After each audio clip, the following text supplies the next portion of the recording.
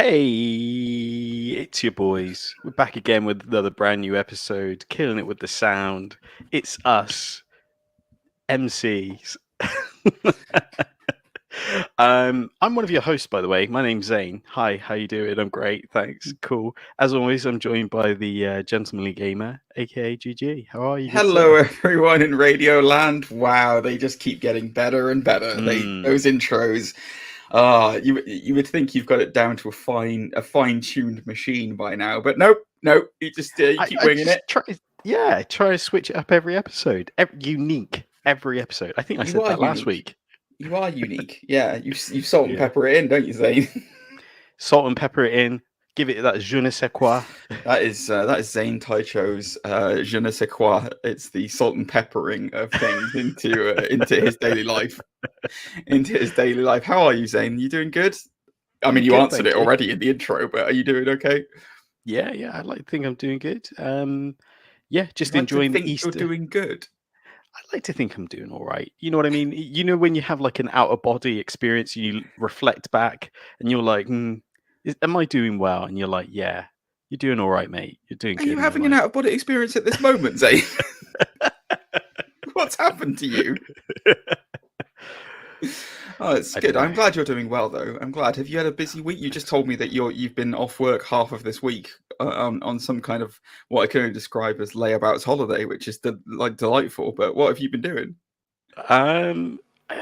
What have I been doing? I've been watching some anime. Put you on the spot, it's fine. Don't worry. I'll remember it. Watching anime, buying manga.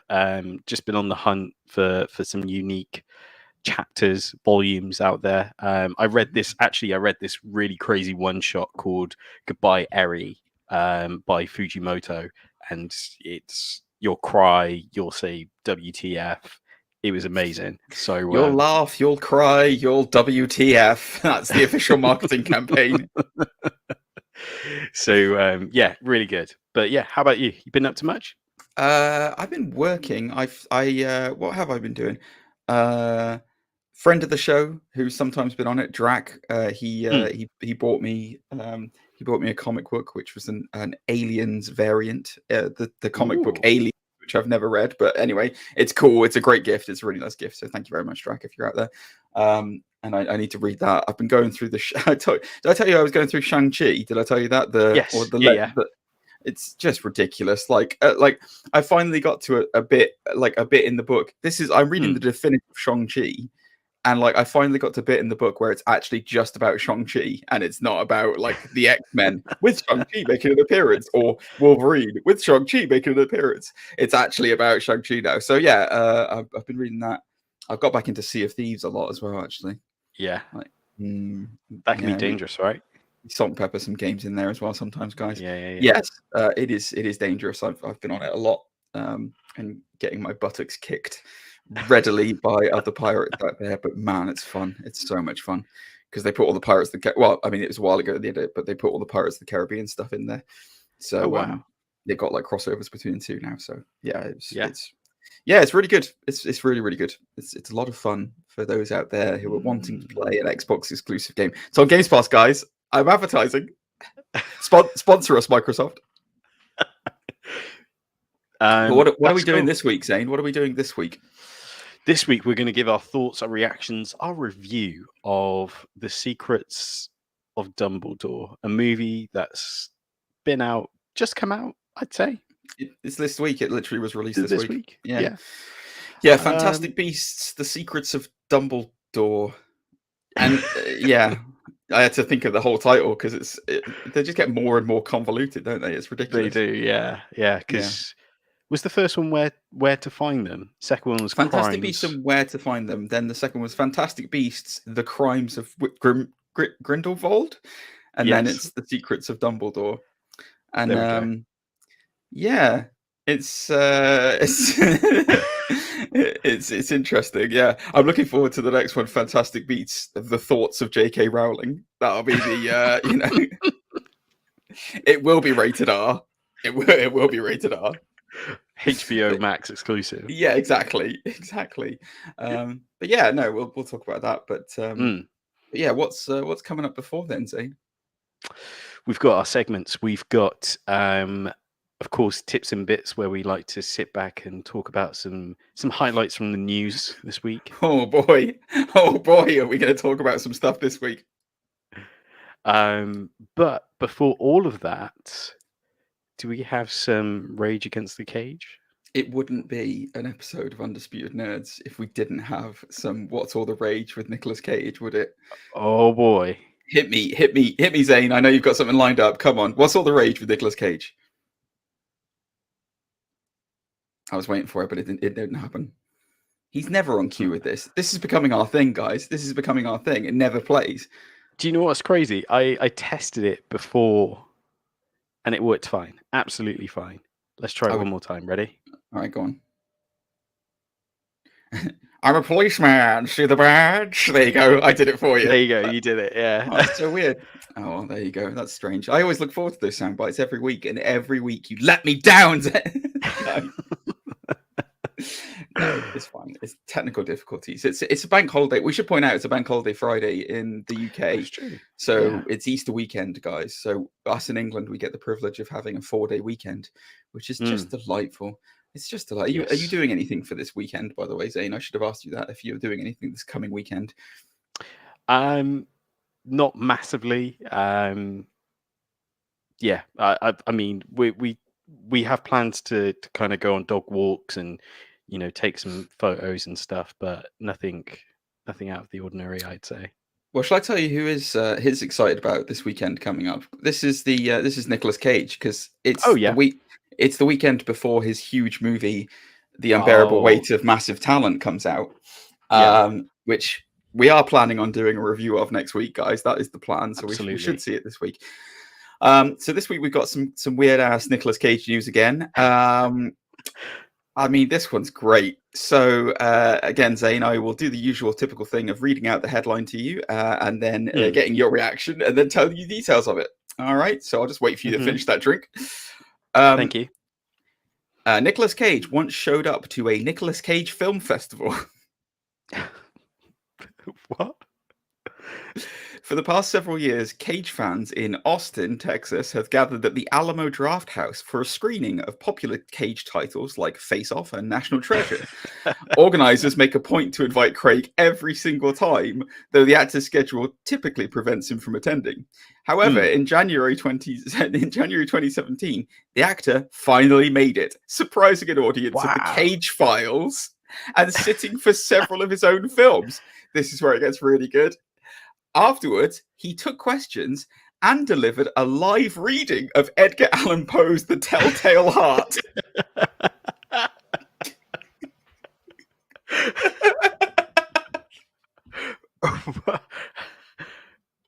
It was all relatively normal until you get to the point where it's Edgar Allan Poe's The Telltale Heart recital. I thought you were going to say, from one of his movies, a page out of Con Air or something, like. As we've just watched one of my most famous films, The Rock, I thought now would be an appropriate time to read The Telltale Heart. Yeah, what a way to kind of summarize Face Off. Cap off the festival. Imagine that. Yeah. That's your big closing. God, I bet 2018 was an absolute dud, wasn't it? After that, Yeah. The organizers must have had to cancel the whole festival from then on. It's like, we're never going to top Nicolas Cage actually showing up to our Nicolas Cage festival. Peaked too soon. That's the problem. He peaked. So Nick, we here at the Undisputed Nerds, we technically have a Nicolas Cage festival every single week. So come on the show, join us sometime. It'll be great. You're obviously a friend of the show, so come along. I can't believe that. That's crazy. It's brilliant, isn't it? It is fantastic, though. But yes, anyway, there we go. So Nicolas Cage, he's open for bookings, guys. If you've got a Cage festival, give him a shout.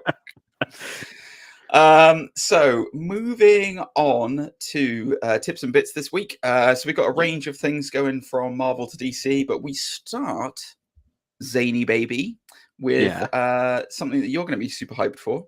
So Star Wars news. Oh, but okay. not just any Star Wars news, baby. So there was an anime-esque Star Wars Visions that was released Yes, there on was. Disney, and a report from CineLinks via SFF Gazette has shared an update that is likely to make you happy, Zany boy. Yeah. It's revealing that they've heard from multiple sources that more Star Wars Visions is coming to Disney Plus later this year, with the Okay. prevailing opinion that it will arrive either in September or October. So that will fill the gap between Andor, that amazing film that we're looking for, that amazing series, and Cassian Andor that we're looking forward to, and The Mandalorian. Yeah. I'm not sure which one I'm excited for more, Andor or The Mandalorian, but hey, I mean, yeah. at least I can, satiate my lust for Mandalorian with a bit more Visions. So, what are your thoughts, Zane? I know you were a fan of the original Visions. Are you happy to see more coming to Disney Plus screen near you?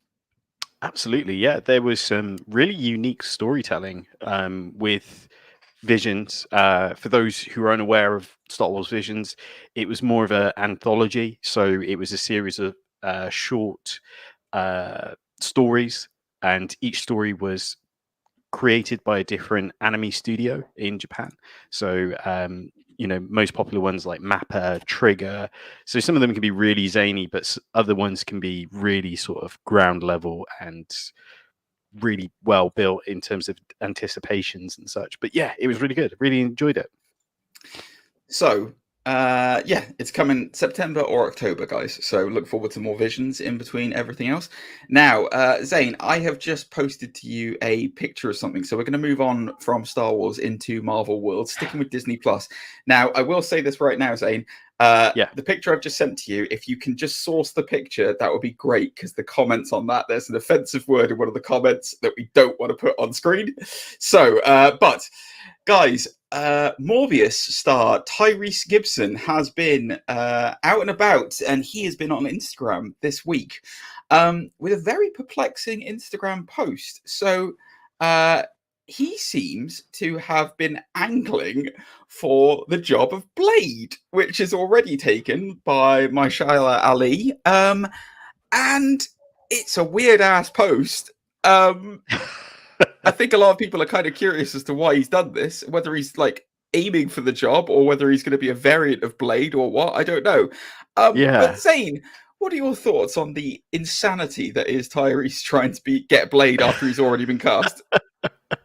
I don't know what to say. Like he's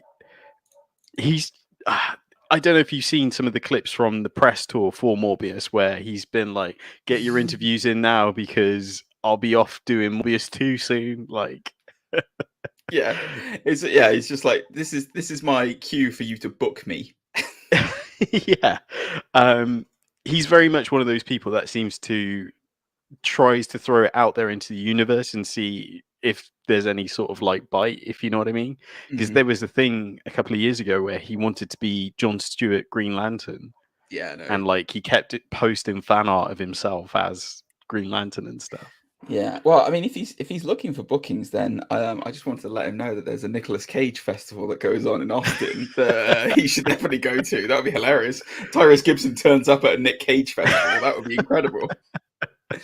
Yeah, just on a fan theory casting side of things, would you actually want to see him as Blade? I personally wouldn't. No, there isn't anything that kind of. The only thing that I would have seen Tyrese Gibson maybe having a chance at is Luke Cage, just from the look alone. But like Mike Colter just nailed it so perfectly. Yeah. So it's like, why would you ever try and recast that? Give Tyrese Gibson the role he deserves. Stilt Man is what we're all waiting for. Let's see him suit up. Anyway, moving on off that very quickly. Get Tyrese off of here. So thank you.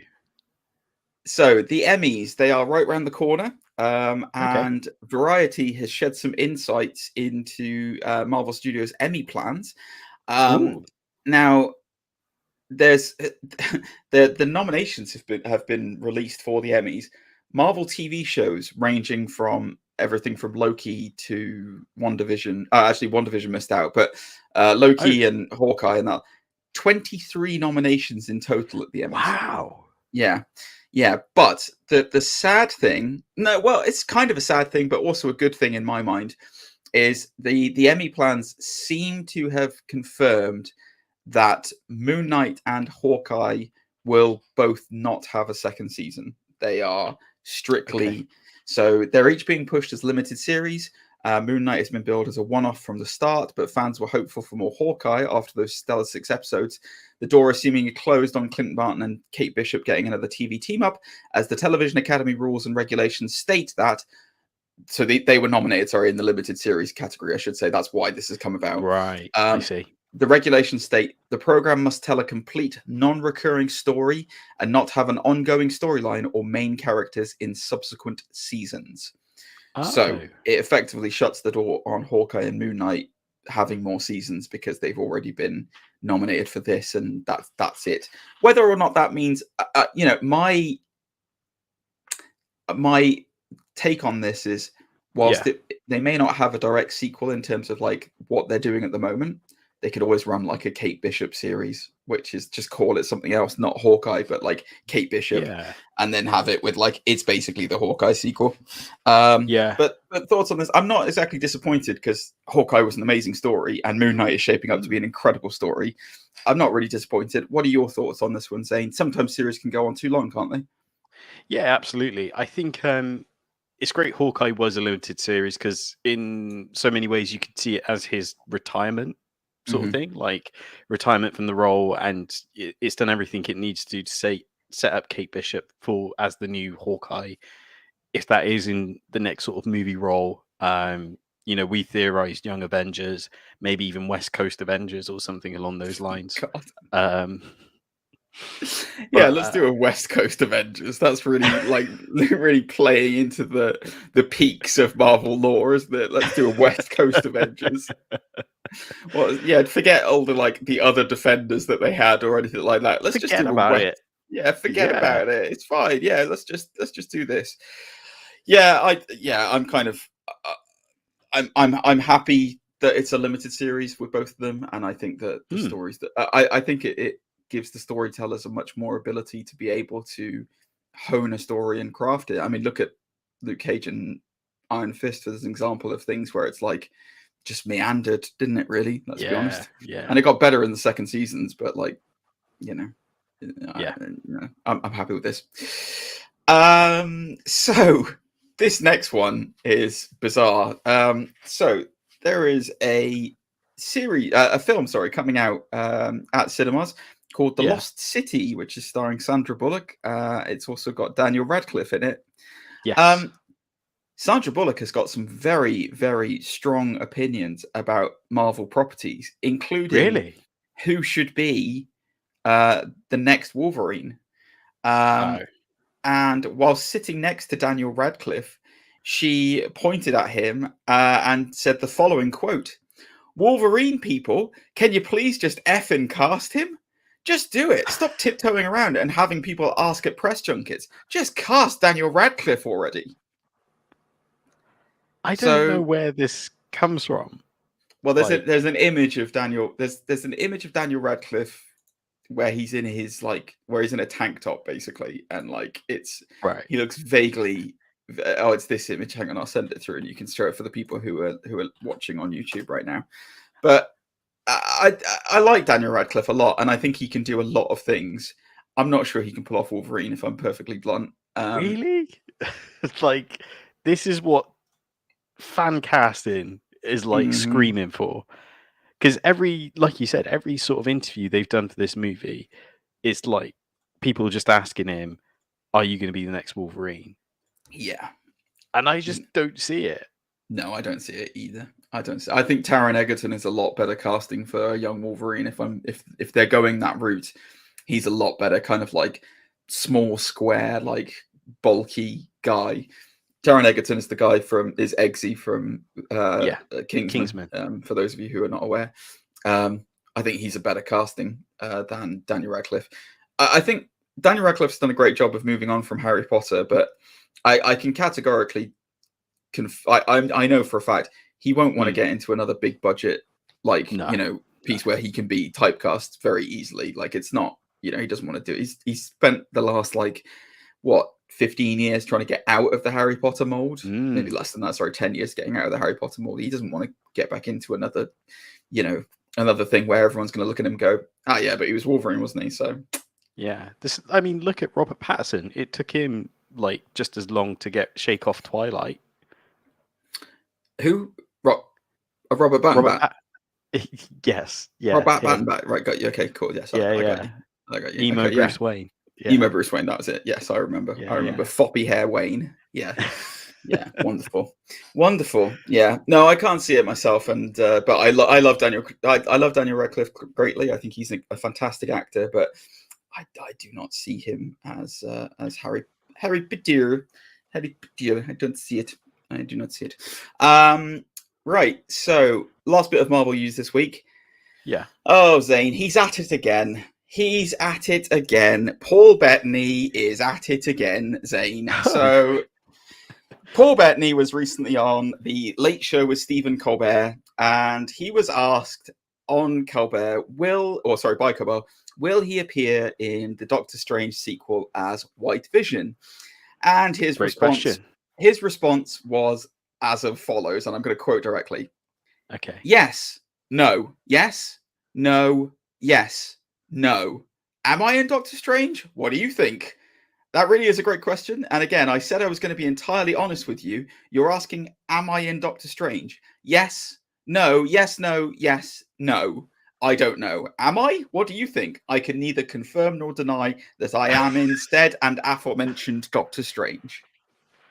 He's done it again, Zane. He's doing it again. Yeah. Paul Bettany, the king of trolls, the man who knows exactly how to send the nerd world into a stupor. Now, I will say this. There is a very telling moment in the trailer for Doctor Strange when Wanda and Doctor Strange are talking, and Wanda specifically talks about Vision, saying Vision had his theories about the multiverse and said it was very dangerous. This could lead into a potential, appearance from Bettany, maybe in a variant or a flashback. Maybe he's one of the Illuminati, possibly. Yeah. It might not necessarily be White Vision. It might be maybe Ultron Vision or something. No, not Ultron Vision. That'd be stupid. But you know what I mean. Like it would be a Vision. Now, question to you then, Zane: is he trolling us or is he in it? Give the Paul Bettany yes, no answer. I think he could be. I honestly thought about White Vision not too long ago, actually. Knowing that he jettisons off at the end of WandaVision, and we have no idea where to. An interesting choice of words. Jettisons off. He just flies off. I don't know how else to. Yeah, he flies off. He doesn't jettison off. He's not like a rocket ship. He did zoom out of there. He's jettisoned his pods as he heads off into the wider world, into space, interstellar. Oh God, sorry, that's terrible. Sorry, I'm getting tired on a Friday, guys. It's very hot here. So I'm not sure. I think he could be. I don't know if he will be the White Vision. Like you said, I think it would be more a case of either variants or visions of Vision, if that makes sense. Yeah, I was thinking that maybe flashbacks or because obviously I guess Scarlet Witch's whole motivation will be going after her kids, won't it? So it would make sense that he would play quite heavily into that if as far as her having a family is concerned. But interesting things afoot. Bettany trolling like a champ as usual. What a legend! We all love him greatly here at the Undisputed Nerds. So, right. Well, that's all the Marvel news this week. However, there's been some big things coming out of DC this week, hasn't there, Zane? Yeah. So we're going to talk about some of the core things. We're going to start by talking about Flash. Or The Flash, to be more precise. So, this week, obviously, there's been a lot of controversy surrounding Ezra Miller recently. Yeah. So there was apparently going to be a prequel comic book to The Flash that DC Comics was running that was starring Ezra Miller. Apparently, Bleeding Cool is reporting that it is very confident that this run has been cancelled after the Ezra Miller controversy. Some sites are saying, and the titles artist is saying, that the prequel's been delayed till October 2022. However, they are like Bleeding Cool, who they're fairly confident when it comes to scoops. They're very insistent that this prequel has been cancelled. So I don't know what this means for the wider world. I don't know whether this is like the beginning of the Ezra culling. Right. I can only hope. But I think that I'm not really that interested in seeing a prequel comic to Ezra Miller's Flash. I don't know about you. I don't really care. Am I right in thinking he co-wrote this comic? Yes. Right. Okay. Yes. I thought I had heard rumors about him working on a comic. Yeah. I mean, are you look, honestly, here's the bottom line, Zane. Are you really that heartbroken that this run's being cancelled? No, because I can only imagine that he probably would think he's some sort of Grant Morrison type of writer and being like, this is my Flash, like buckle in because it's going to blow your minds. Yeah. I didn't realize, the early preview for this comic, I didn't realize how many choke slams the Flash actually did, but turns out it's quite a lot. Anyway, whilst we're speaking about the Flash, caught in controversy on the show here tonight. Wow. Whilst we're talking about the Flash, so there has been this week, apparently the Flash is going to reveal Superman's status in the DCEU through various machinations, goodness knows what else. So nothing's been confirmed one way or the other. And obviously it probably won't be until we actually see the movie. But the Flash is expected to retcon certain elements of the original DCEU Snyderverse and take its influence from Flashbook comic arc to establish a completely new timeline. What a surprise. So the likes of the Flash, Aquaman, and Wonder Woman will reportedly remain as they were. Although Ezra Miller's recent troubles could well result in a recast. Let's be honest, it probably will. With Michael Keaton taking over as Batman. Yes. But what about the Man of Steel? Well, in a since-deleted tweet, scooper Vernon Anon claims that The Flash will include a post-credit scene that makes it very clear that Superman does not exist in the new timeline. No context is provided, but we've heard the sequence involve Barry Allen mentioning Superman to Aquaman and the latter having no clue who he's referring to. If accurate, it confirms that Henry Cavill will not be reprising the role as Supes anytime soon, with the prevailing theory, and we've talked about this before, that Sasha Cale's Supergirl will take the Man of Steel's place moving forward. Your thoughts on this one, Zane? We mentioned the running theory about the idea that Supergirl was going to be the soup in this. That sounds weird. the tomato soup in this universe. What do you think about Cavill maybe not having any more shots as Superman? It'd be a damn shame, more than anything. And I feel like Warner Brothers have just done him dirty constantly. Like in the last couple of years, like talking about a black Superman. And I heard one rumor about this Flashpoint movie is that Zod managed to capture a young Kal-El and defeated him. And that's the reason why there isn't a Kal-El Superman in that timeline. That's interesting. I heard that it was. This isn't. I'm not being funny. This was apparently. I've heard a rumor that Zod finds Kal-El as a baby and kills him. So he never gets in the pod, and it's only Kara who goes up in the pod, and that's why it's only Supergirl. Right. So, which would make sense. If he dies with Krypton. I hate this. I just want to put it out there right now. I hate it. it's absolute rubbish. Like, it's just, you can tell it's just DC clinging at straws. Maybe it'll work out. Maybe I'll be proven incorrect and it'll be amazing. But like, if you're building a wider world in the DC, how do you not have Superman? That is one of the most ridiculous things ever.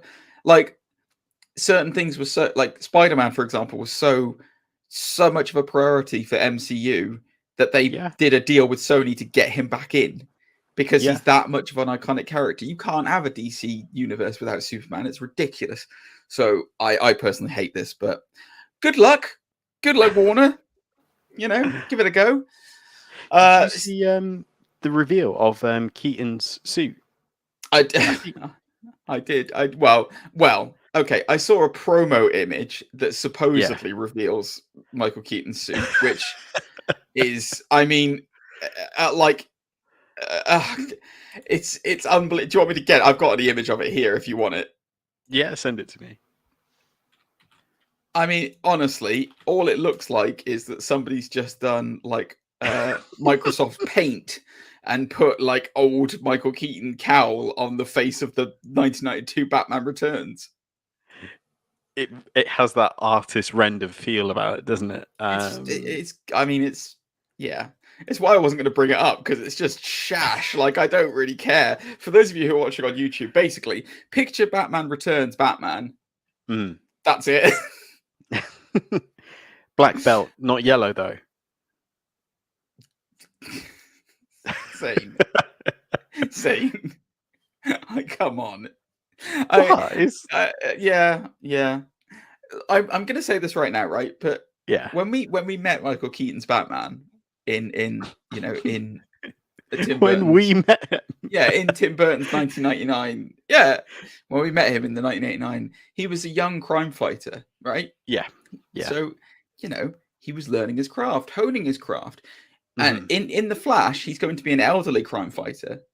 Can I swear? Sure. You would think after 40 years he'd learn how to fucking turn his head. He's got the same rigid cowl. What's the point? I don't know. It looks like they got some lines in there. Maybe those lines louder. Oh yeah. You know. If those lines are just to help him talk better, his mouth is there with it. That would be all I care about. I hope that's not the suit. That's all I'm going to say. But you know what? I don't really care at the same time. He's not going to be in it much, man. He's not going to be in the Flash much, is he? So no, I don't think so. Pattinson's Batman had an amazing suit, but I didn't. It was very bulky, like a tank, but like it was great. And I don't know. I think the issue with so my issue with that suit is, I think for me, the 89 Batman suit, whilst it isn't iconically beautiful suit, it went in very much with the Gothic setting. Like, it fit in that setting. Yeah. And I don't really know what the vibe is going to be of the Flash. Like, I really don't. I don't know whether it's going to be funny, jokey Flash, or whether it's going to be like, gritty, gothy, urban noir Flash. I don't know. Sure. So maybe this thing will fit in with the settings perfectly. Maybe it won't, and maybe it'll be awful. I don't know, Zane. Write in, folks, if you know which way round it's going to go, because I have no idea. But whilst we talk more about the Flash, viewer Anon, the internet scooper, has reported that apparently Jeremy Irons' Alfred will be making an appearance in the Flash as well. Irons, who has played Alfred in both Batman v Superman, Dawn of Justice, and Justice League, was the loyal butler, obviously, to Ben Affleck's Batfleck. Yeah, so, I mean, if this is true, because there are obviously kind of unconfirmed rumors about Batfleck, isn't it? He's not, I don't think is he, or is he confirmed? Is he confirmed or is he unconfirmed? I can't remember. He's in this. Okay. Then it stands to reason, doesn't it, that Jeremy Irons, I mean, obviously he would be in it as well, and he'll probably be in the one scene that Batman's in as well, which leads me to maybe think about maybe he's not suited and cowled, maybe it's just Ben Affleck looking at the Flash going, and that's it, and then he's gone because it's Flash. Interesting. What are your thoughts on this? Happy to see Jeremy Irons back? Yeah, I'm happy to see Jezza back playing the sassy ant. Friend of the show, Jezza. Jezza, yeah. Yeah, delightful Jezza. You know, who wouldn't want to see Ben Affleck make him another cuppa? Like, that's the best thing dream, about Batman isn't it? v Superman. Yeah. Absolutely. That's what this is all about. That's what the whole thing was built around, is that cup of tea. Yeah. I mean, let's face it, that's about the best idea that DC have had with this universe lately. So it's the most comic book accurate scene they've delivered in ages. Exactly. Yes. Anyway, I like Jeremy Irons a lot. I don't think he has much to do in these films, but hey, if it gets him a payday, it gets him a payday. Exactly. The last thing that we're going to talk about in tips and bits this week was a humdinger, and you wanted to talk about it. I know you wanted to talk about it. So, yes, you did. It's been announced on April the 8th that Discovery has officially closed its $43 billion purchase of Warner Media with Warner Brothers.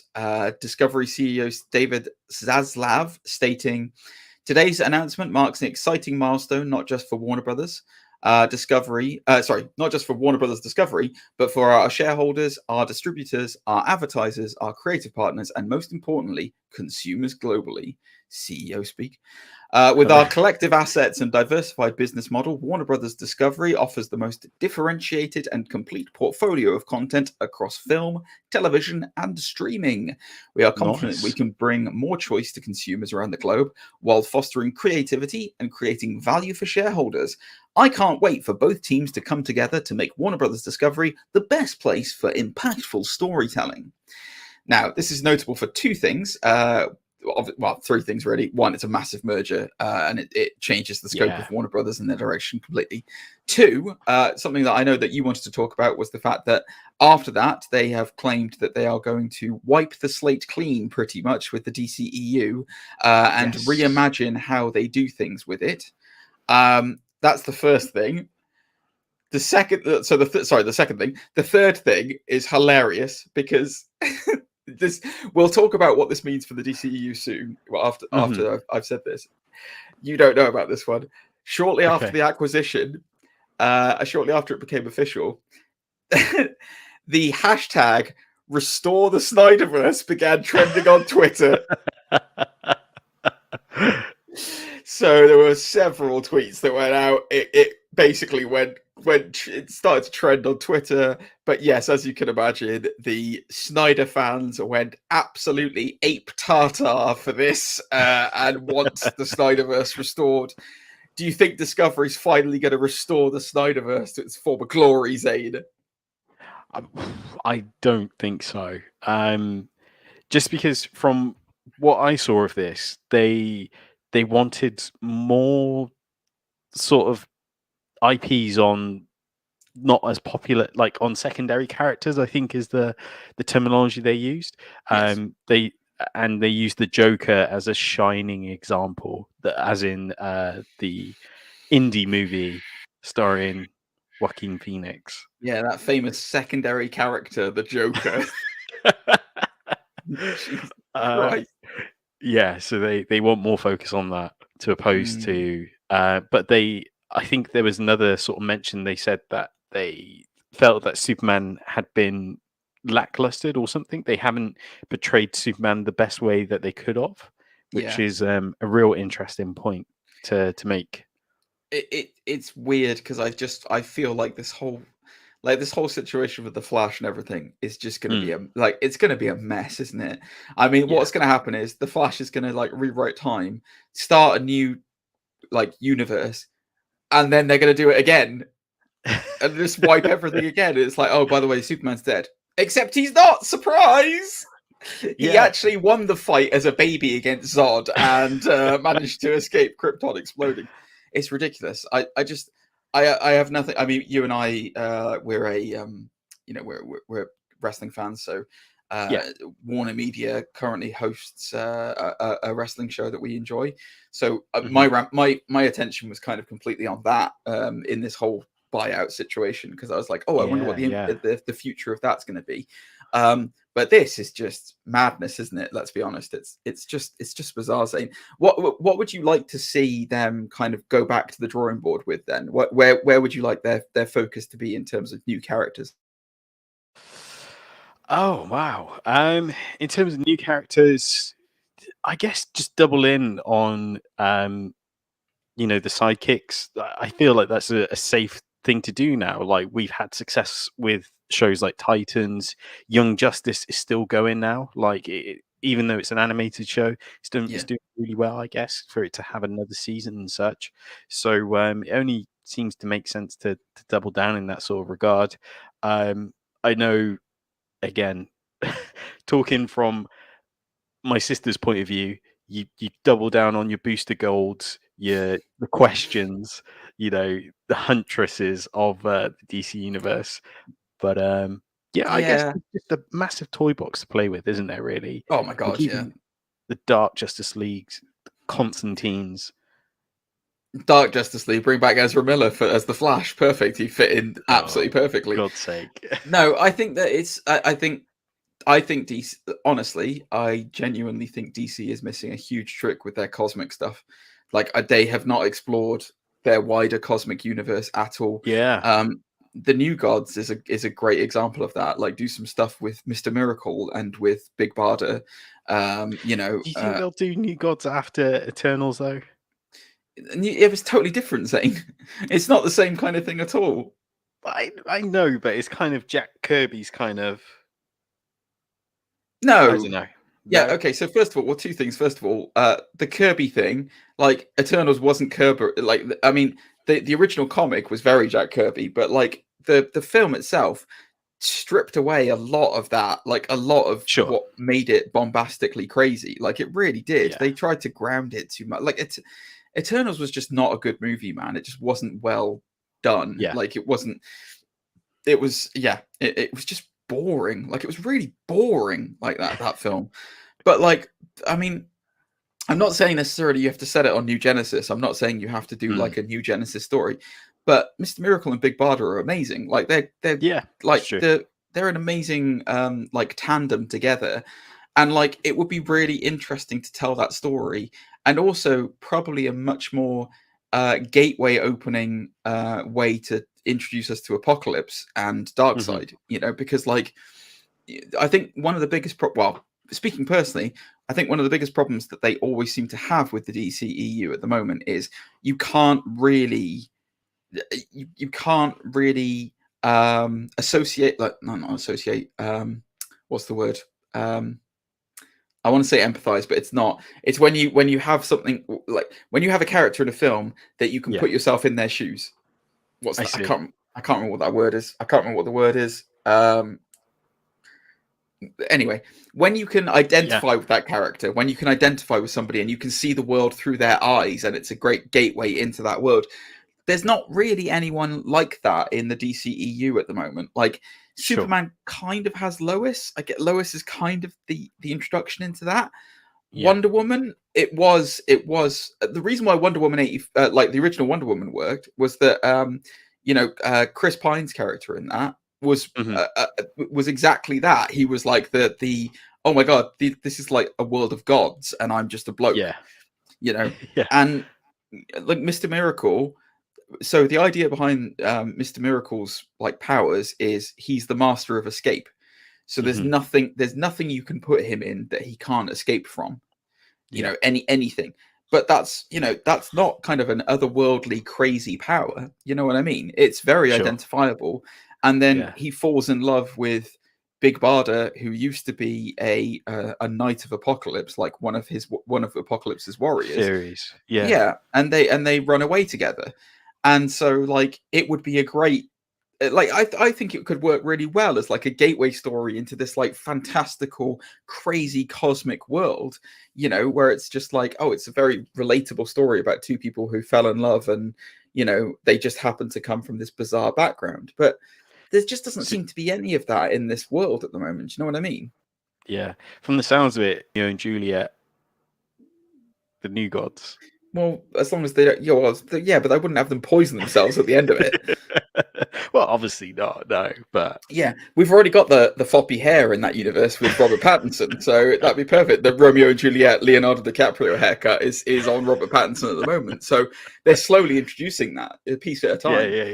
Yeah. But no, I've spoken many times in this channel about my love for Green Lantern and how I feel like the Green Lantern cosmic universe should be expanded upon. So yeah, I'm all for this if they do it in a way that we can both identify with and also, works, I guess. Yeah, do it justice, basically. What they should do, forgive the pun. What they should do though is they should do a different Green Lantern if they're going to do it. Either a Jon Stewart or a Kyle Rayner. Like, don't do Hal Jordan. Leave him alone for a bit. Even better, do it like one of the core things is like, where's the Green Lanterns been throughout this whole thing, throughout everything with the Snyderverse and everything like that. Maybe have it so that like Hal Jordan has been a Green Lantern and ruined them, and there aren't any Green Lanterns left. And then you pick up with Kyle Rayner rebuilding the Order as he does in not the Order, the Corps, as he does in Rebirth. Like it's easy storytelling if it's literally written there for them. But we'll see. But anyway, that's all the tips and bits I've got this week. I've always liked the idea of Chris Pine being Hal Jordan. Yeah, he'd be okay. I don't know who would be a good Hal Jordan these days. I really don't. You kind of he runs into that Tony Stark problem where it's like you need to have him be quite arrogant, but also he's so good that you like him. Yeah. And that's a hard thing for somebody to pull off. So yeah, I don't know. Interesting times though, Zane. Interesting times ahead for Warner. Can I just show you this quick tips and bits? I think you'll like, because I just remember that I saw this movie this week. So I actually saw Sonic 2. Oh yeah, okay, yeah.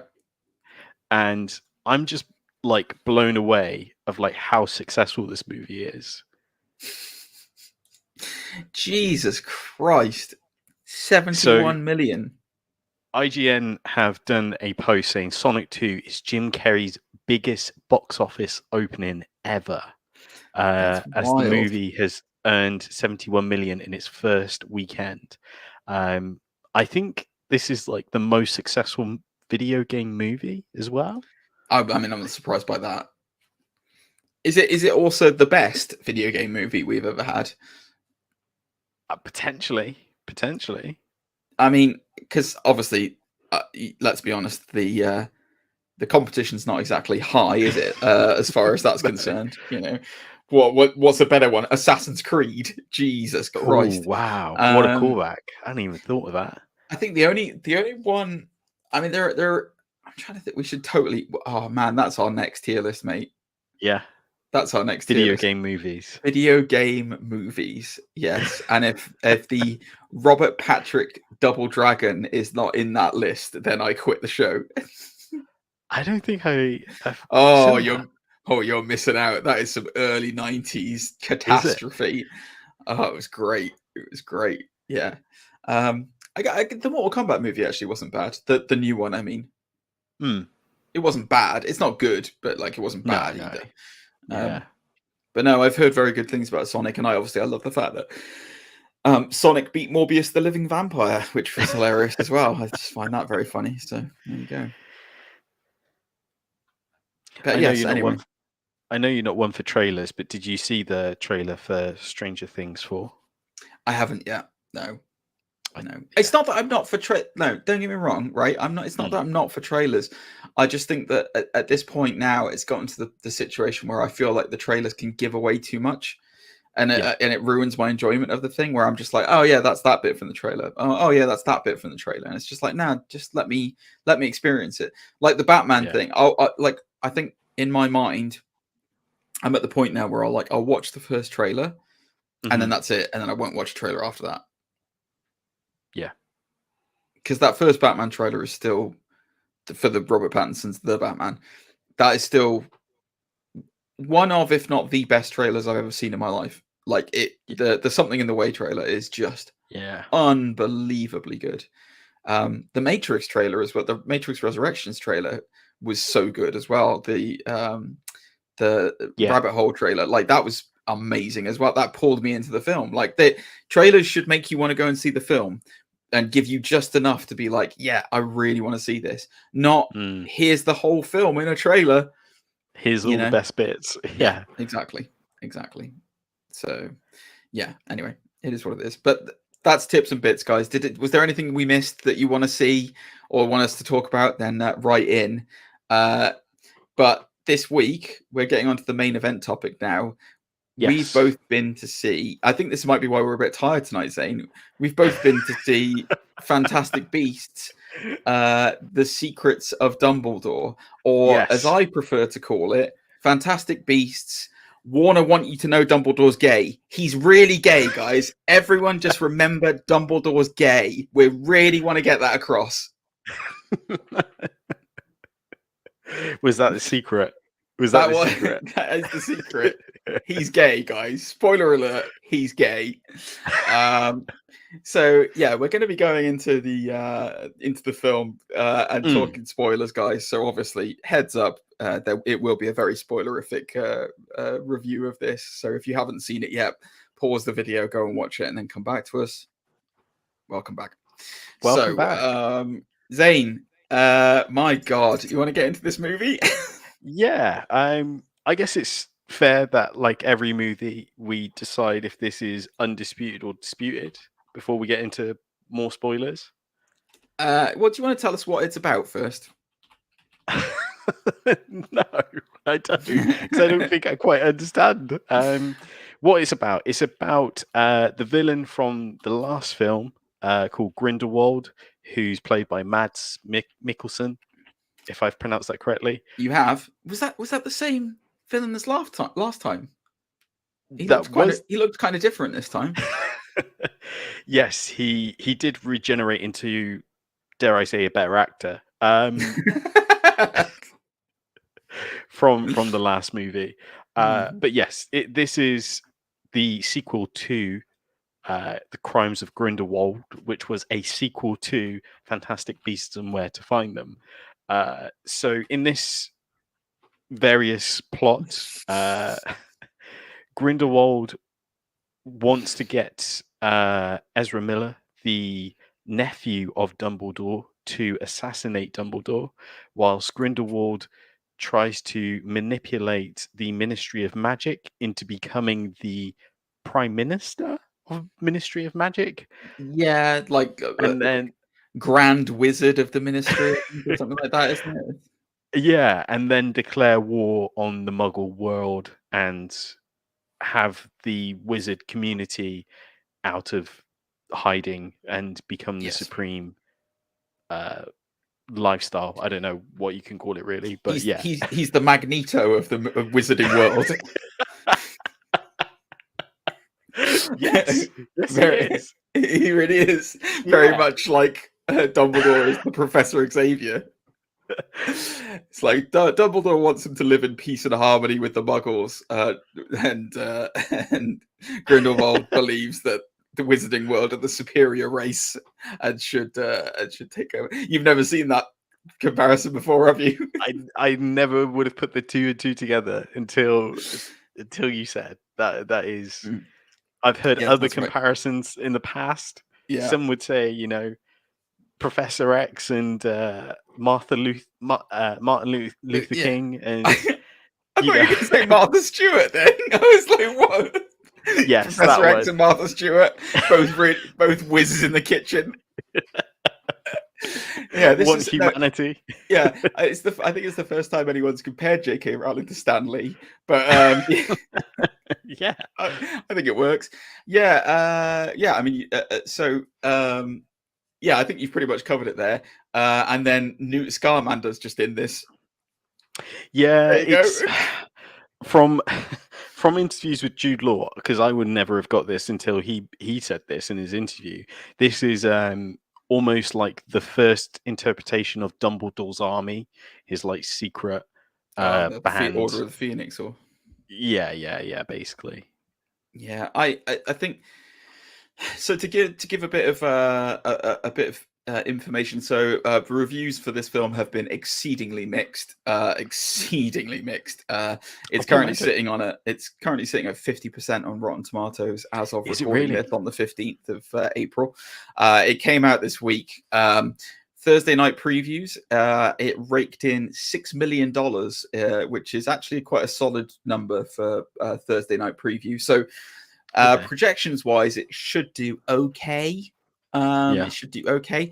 I think a lot of the Variety have done a big article about the fact that Ezra Miller's controversy could not have come at a worse time for this film. It has done some damage to it. Because he was one of their inverted commas bankable stars in this. I mean, the guy's torpedoed his career with this stuff. Like it's he's literally in two of Warner Brothers' biggest franchises. In terms of DC and Harry Potter, and he's just pooed the bed, shall we say? Bundled the bag, as they say in the streets. Dropped the ball. So he's done a Steve Austin. He's dropped the ball and gone home. So I think this film is just weird, and it's weird because I felt like when I was watching this film, it didn't know what kind of a film it wanted to be. Yeah, and like normally with the whole plot, like, so getting into full spoilers now, guys. So the whole plot revolves around, as Zane has quite rightly said, Grindelwald wanting to getting absolved for his crimes by blackmail, which, I guess that's how most people do it these days. But then also wanting to become the king of all magic, which, is weird. But then, like, his way of doing it is like one of the weirdest ways ever. Because, like, when I was watching the film, so spoilers, that there is a way that in the past that Grand Wizard, that's what they called him, Grand Wizard of the Order of the World. That's what there's a way that they choose the Grand Wizard or Witch of the world, and it was by having this deer-like creature that's magical tell you that you're pure of heart or not. And it does that by bowing its knee to you. And that's how you can tell if you're the best wizard guy. And or lady, sorry. And I remember thinking, that's one of the worst election ways I've ever seen in my life.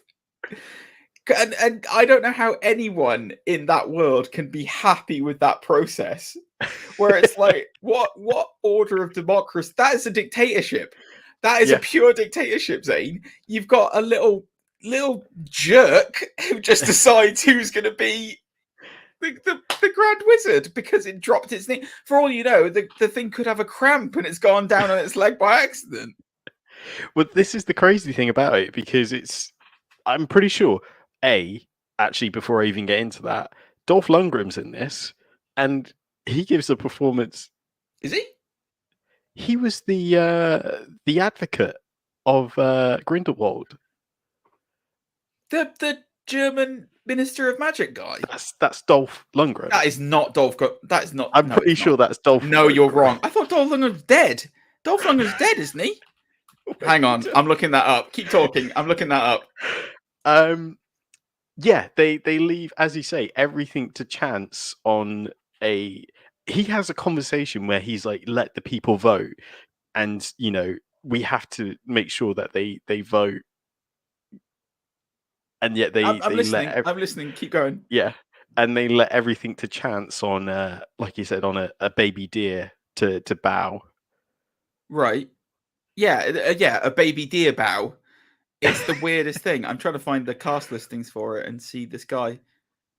That is not Dolph. I don't believe that's Dolph Lundgren. You're making it up. No one else has a face like that. It's not Dolph Lundgren. I'm pretty sure Dolph Lundgren's dead. Let me look if Dolph Lundgren's alive. I don't think he is. I think he's dead. He was in Aquaman, wasn't he? Mate, do you know how long ago Aquaman was, for God's sake? What? Okay, 3 years ago? He's still alive, Yeah.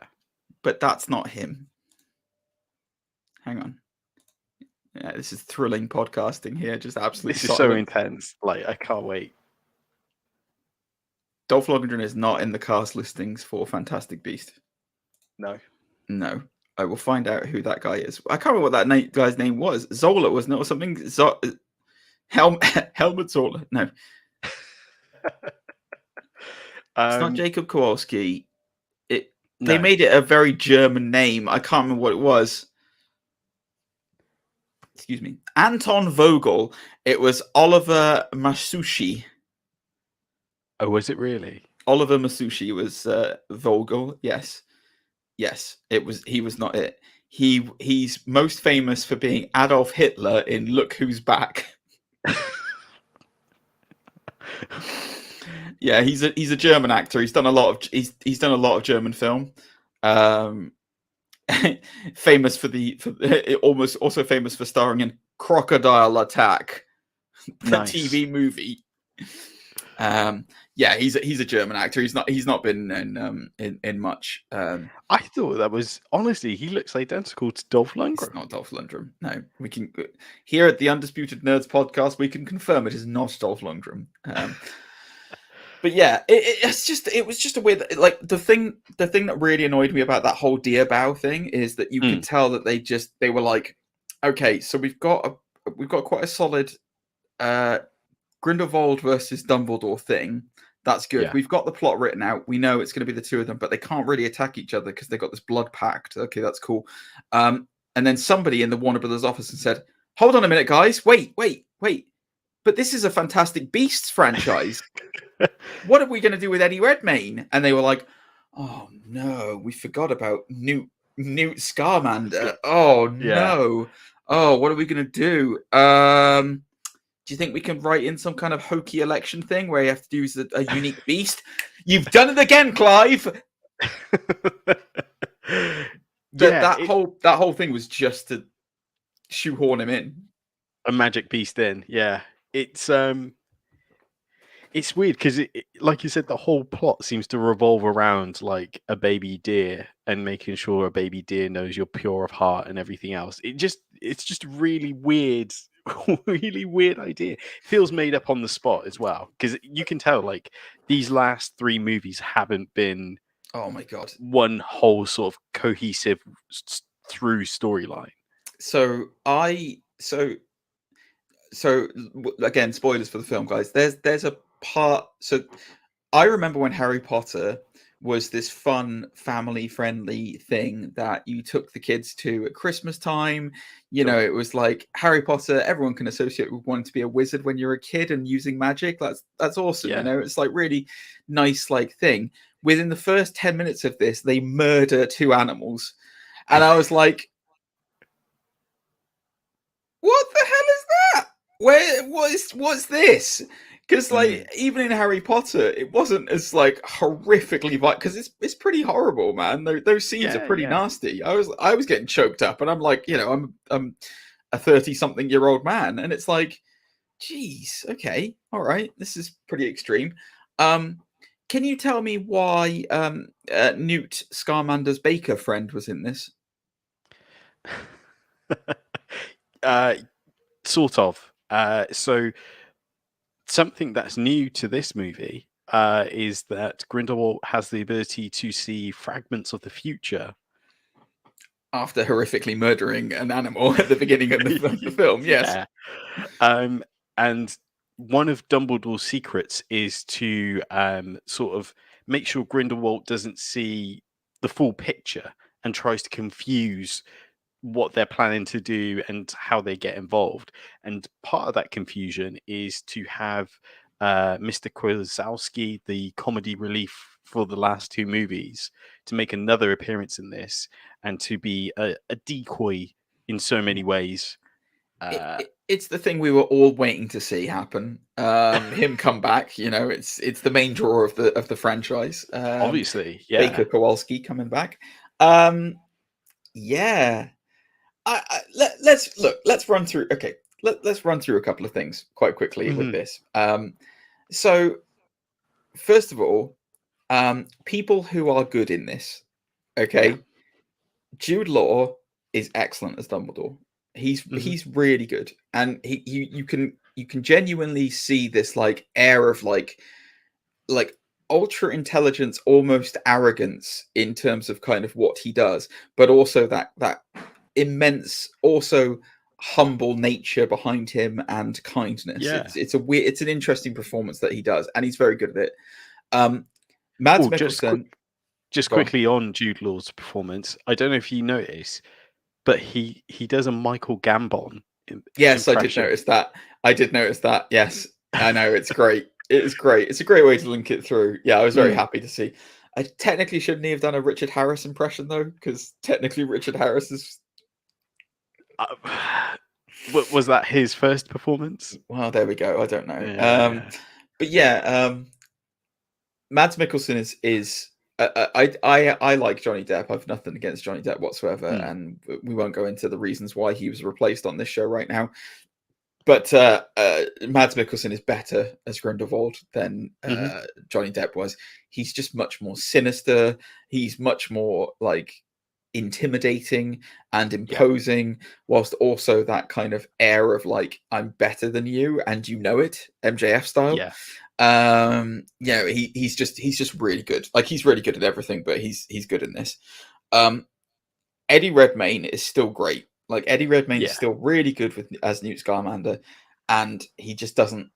He has a lot to do, but it's the writing of this one that really lets a lot of these people down. Like, it's just weird. Like, it's a weird plot. It's a weird premise. Like, his brother gets kidnapped, and then his main mission is to go and rescue his brother, and that rescue mission is one of the best parts of this film. Because, like, Eddie Redmayne doing this weird crab dance to enchant these like scorpions, it was the funniest thing. I was laughing my ass off when I saw it in the cinema, and it was great because it's like intentionally stupid funny, but it's exactly the kind of thing that would work because he's a zoologist. Exactly, yeah. So he's really good in this. He just doesn't have enough to do. I really liked Lily. Is she that's the new witch? I can't remember what the actress's name is. Yes, the professor at Hogwarts. Yes. Jessica Williams? Yes, sure. Let's say that. Hang on a sec. I'll look it up because I haven't got the cast listing in front of me. Where is she? Yes, Jessica Williams. Yes. Lally, not Lily. Lally. Eulalie Hicks. That was it. Yes, she was great. Like, she was really, really good in this. Who else was good? The things. Okay, so the people I thought that were the most irrelevant. I thought that Jacob Kowalski was irrelevant. I don't. Yep. There was, honestly, you could have taken him out of the story, and it would have been okay. It still would have been fine. Queenie, irrelevant. You know, you could have given that power to anyone of Grindelwald's people, and it would have worked. Even Grindelwald. Well. Even Grindelwald, exactly. Theseus seemed to only be in it just to get captured. Yeah, that's Newt's brother. The only reason he was in it was just to get captured, and that was it. Like, what's the reason? And of course, the crowning turd himself, Ezra Miller. What the hell was he doing in this film? He was. I mean, honestly, he was in there to try and assassinate Albus Dumbledore and does a terrible job of it after finding out that he is a Dumbledore anyway. And then he just kind of like just has a weird change of heart. It's just weird writing, wasn't it, Zane? It was very strange. It's here's where it falls apart for me as well is character motives.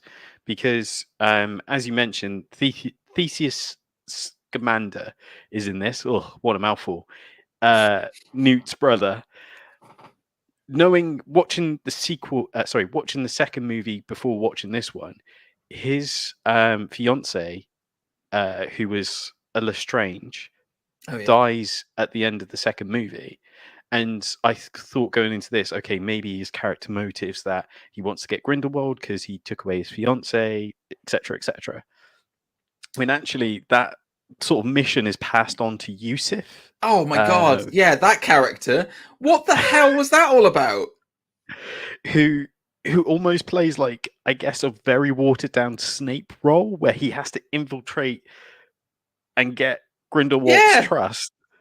And to do that, he gives up his memories of his sister, which is the whole motivation for why he's going after him, though. Yeah, and he does a double turn. Don't worry, guys, he's still a good guy, even though the whole movie you're like, is he though? Yeah. But what I found crazy is like he only met his sister for 10 minutes at the end of the second movie. He didn't have a relationship to kind of like have a whole revenge story go through this. Do you know what was great about this was, and I was laughing my ass off when so I went to see this with my wife, and we were getting there, and I was like, I'm not really sure I can remember a lot about this franchise. And she was like, I am, and she looked at me and went, I'm really hoping they're going to do a recap because I have no idea what's happened. I was like, I don't remember. I remember so little about the crimes of Grindelwald. Yes, that I can't remember it at all. The thing the performances in this were good. Yeah, right? I will say this: they were good. The actors were good. Although Catherine Waterston as Tina was barely in this, like she was in it for like 2 seconds, and I was like, "What the hell is all that all about?" And she looked totally different as well. Didn't she look totally different at the end as well? She looked really weird. Like, I was like, "What's happened to you?" That's jeez, that running the American Magic Association has obviously had some problems. But like, so that the reason why this is so bad is it's as you said, and I firmly believe when they came to do this with Fantastic Beasts and Where to Find Them, I think that was supposed to be much like the limited series things we were talking about.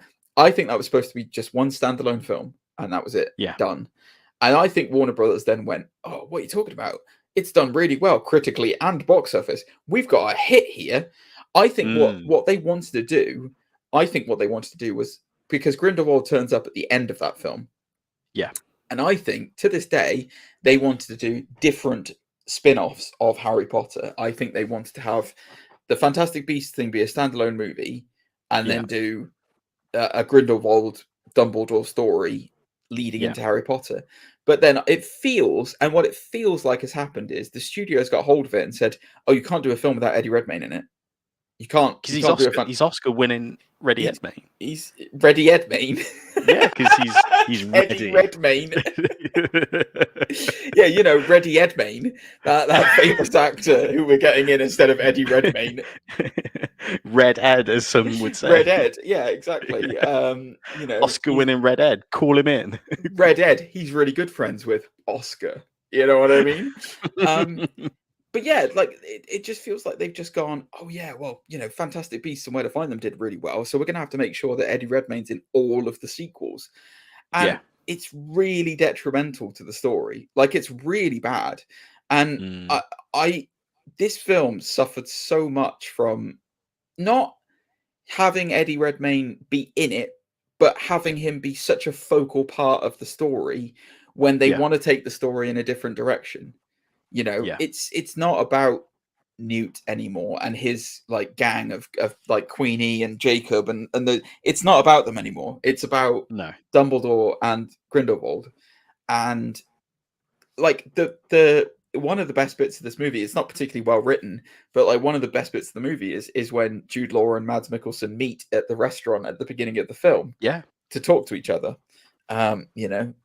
They've clearly substituted a chessboard like they did in X-Men for a restaurant, but it's the same kind of thing where essentially Grindelwald's saying, "I'm going to burn them whether you're with me or not."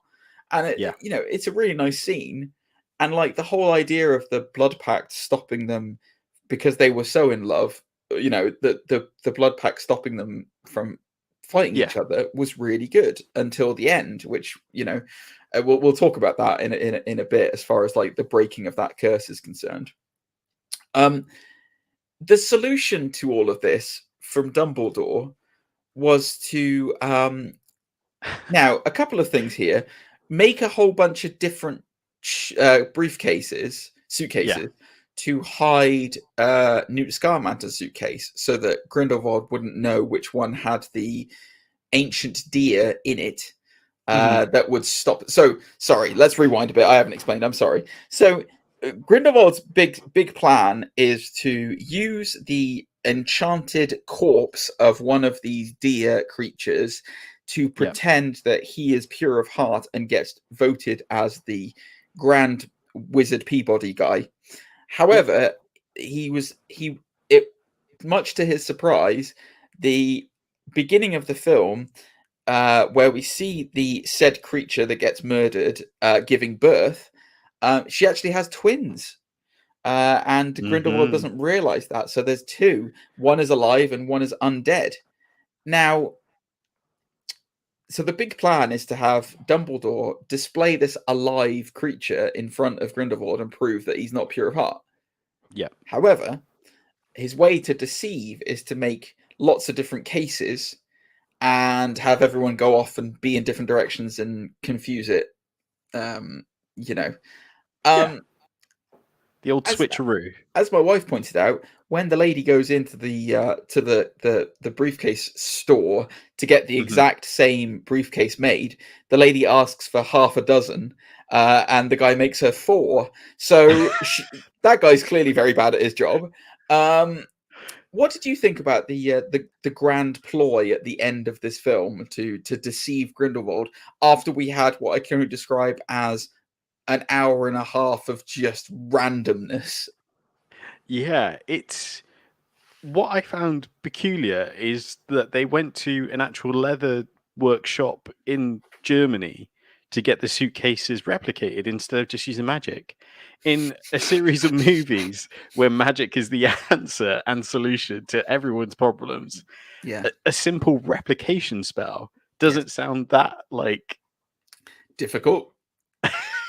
I mean, yeah, when we see a man trapped in a brick wall like it's glass, like he's stuck behind a pale window. Yeah. When you see a giant scorpion under the earth of Germany, in a prison pit that is apparently designed to just murder people when a glow beetle goes out. Yes, it's a bit weird, isn't it? Yeah, that it's left in the hands of a German leather maker to make 4 identical suitcases. Half a dozen, thanks. Sorry, he kept 2 to himself. When he can only look at the suitcase for a full 2 minutes before she leaves the shop. No, that was the other thing that I was thinking. It's like I want you to make this identical to this one here, and you have a minute to examine it. I'll be back in 2 days. I'll be back in 2 days, exactly. Yeah, that poor guy afterwards must have been like, we have CCTV. I need to examine the tapes very closely. I didn't even get to measure it. Yeah. Just get one from the top shelf. Can you, Zane, whilst we're talking about kind of meaningless plot points, can you tell me what the plot point of Ezra Miller's Credence Barebone in this was? So I don't know how as well. He knew that his mission was to assassinate Dumbledore when Dumbledore displays that even the sheer thought of attacking Grindelwald hurts him, it leaves a mark on him. How did Grindelwald tell Ezra Miller, hey, I want you to assassinate this man? But Zane, didn't Grindelwald explain it? His pain will make him strong. Yeah, I guess. I guess there was to it. What I also abandonment. That's true. Yeah, there's that. I like how they remembered that Credence had this whole illness thing in the first movie, completely cured of it in the second, and it's back again. It back again. Well, that's because Ezra Miller needed to die so that Warner Brothers could replace him with other people in the future. This film was not great. I like the performances. It was fine, but I think, as far as I'm concerned, I think the Fantastic Beasts franchise should stop now.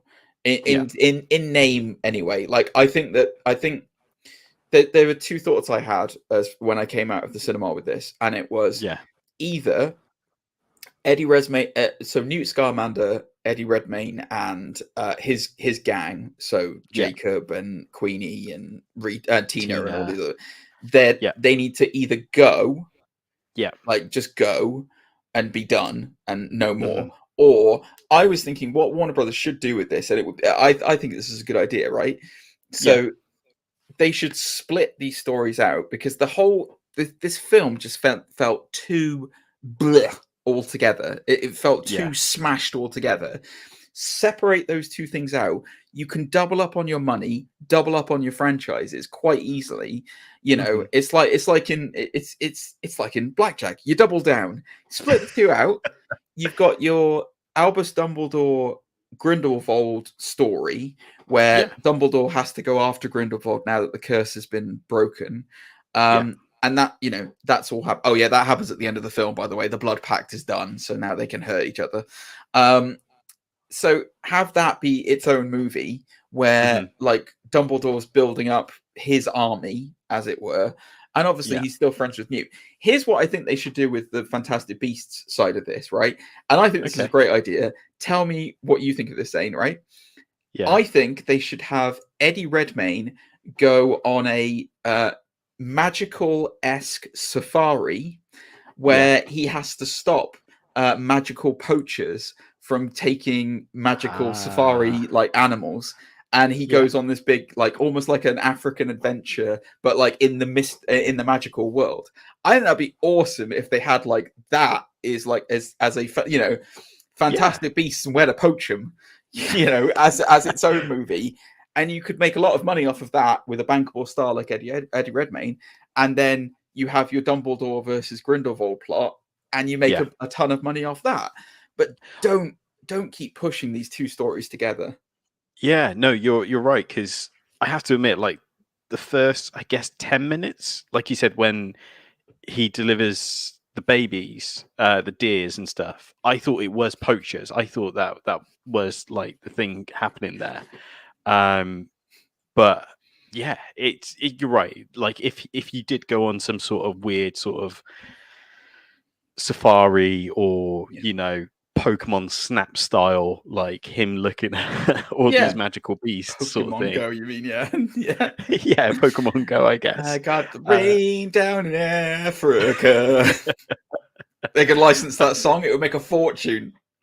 It's true, but yeah, it definitely needs to split off to do the Dumbledore stuff now, because I feel like that's where they left it off on purpose as well, because Grindelwald gets away and Dumbledore walks off into the night, and I hope, I hope this was the end of the Newt Scamander, Albus Dumbledore kind of crossover, side of things. If you want to do it in the future, have Eddie Redmayne as a cameo, and like let him be the person Dumbledore goes to get a creature or something like that. But like no more having him intricately woven into the plot when it's just ham-fisted like this. It just didn't feel good to have this. I think this franchise definitely needs like a breath of life now, in terms of kind of like it's gotten too bogged down in.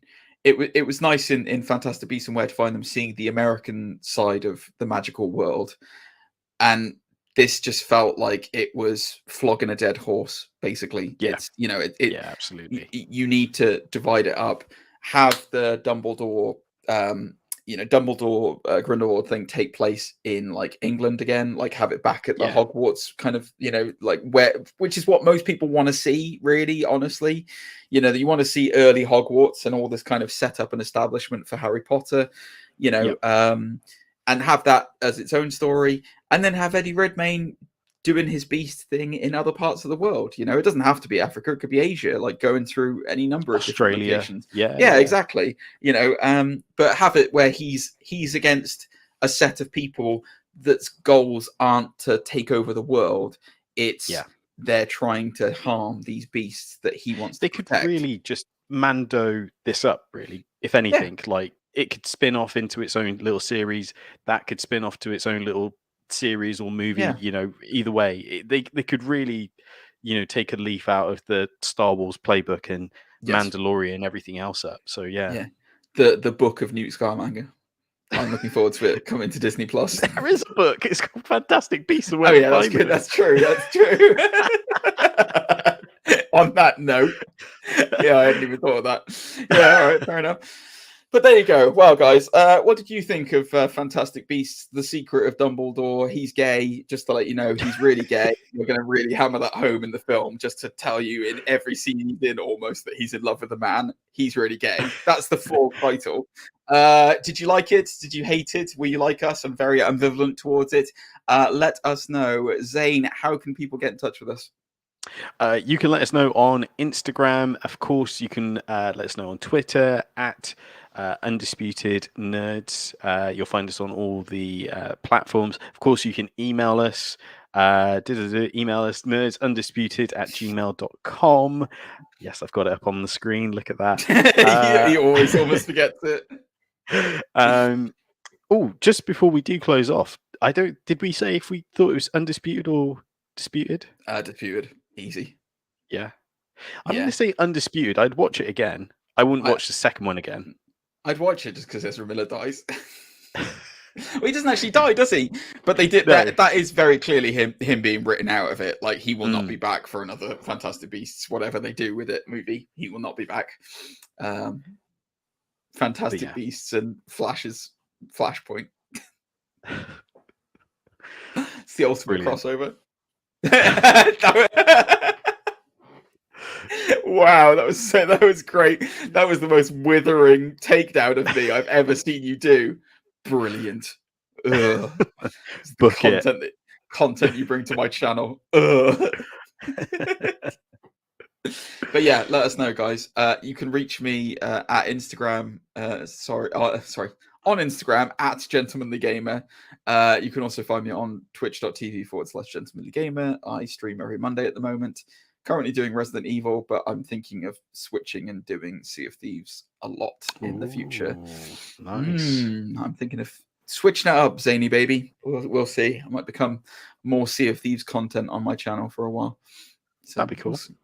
We'll see. We'll see what happens. But yes. You can also find me on Instagram at Zane_Taicho. You could also find me on the Undisputed Anime Podcast, where we like to talk about anime and manga, of course.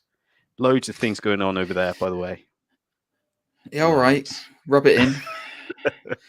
He's really committed to his anime channel, guys. Really, really committed. He's going to Comic-Cons and everything about it, and it's great. And anime cons, some would say. We get left out in the bloody cold over here at Undisputed Nerds because of Zane. Jesus. What are we doing next week, Zane? Talking about your anime podcast. Star Wars Visions. Yeah, great. Can't wait. We'll do a tier list, maybe. Yeah, we could have a look at tier list. Or if no, we're going to do Cage. We're doing Nicolas Cage movie, aren't we? Of course. Yeah. Of course. Yes, I can't wait. Oh man, it's going to be so good. And then it's Doctor Strange after that, isn't it? The week after. Yeah, and then we've got to fit in some Moon Knight at some point. Yeah, I think Moon Knight's finishing. Is Moon Knight finishing the same week as Doctor Strange? Coming out. I think it is. Ooh. So 3 episodes left, isn't there? It'll be the week after Doctor Strange then. So yes. Yeah. I wonder if they'll do a tie-in with the last episode. Maybe Doctor Strange will impact Moon Knight. Ooh, wonder. Turn up, speak to Khonshu. Khonshu. The Egyptian god Khonshu, yes.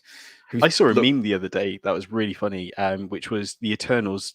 They said, "Oh, we've been around for a million years and we've been gods, except for Egypt. They had their own gods." That was really weird. Maybe, yeah. Who knows? Maybe it's no, that would be terrible if it was like a celestial tie-in or something. That would be awful. God, I hope not. Oh, I hope not. Anyway, let's see what happens. Curse you, Eternals! Why did you have to happen? Bring back the Inhumans. That's what I say. Right. Thank you very much for joining us, guys. We will see you next week. Make sure to like, share, subscribe. See you soon. Bye-bye. Bye.